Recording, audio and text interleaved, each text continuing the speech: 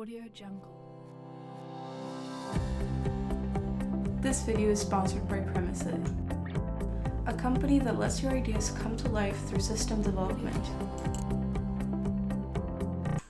Today we will talk about what vector-based graphic is.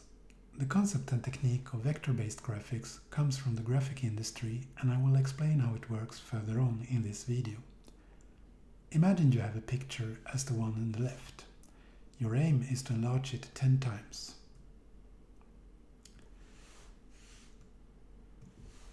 The result would be visible dots and a good portion of blurriness. This can of course be solved by having the original picture in higher resolution. But this video is about the vector-based graphic, so let's move on. Imagine you have a house icon as the one on the right. You enlarge the house 10 times. And you notice the same quality is kept. Why is that? To understand this in detail, we would need to ungroup the house and check the scaling mechanism. So let's start by ungrouping the pouch of the house.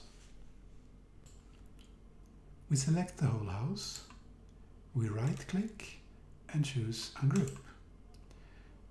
Now we have a roof and a house body as two different pieces.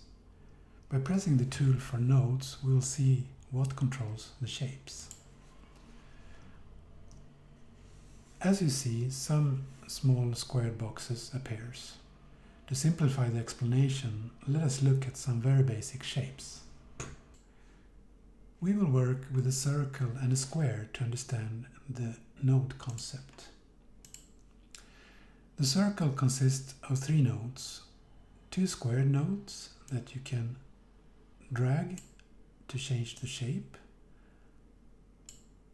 and 1 circle node that you can extract a portion of the circle. The square consists also of 2 squared nodes and a circle node.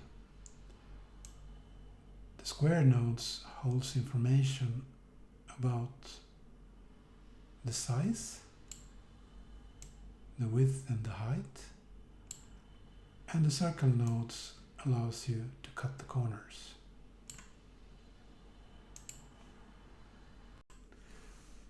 Congratulations, you have now learned the basics of vector-based graphic.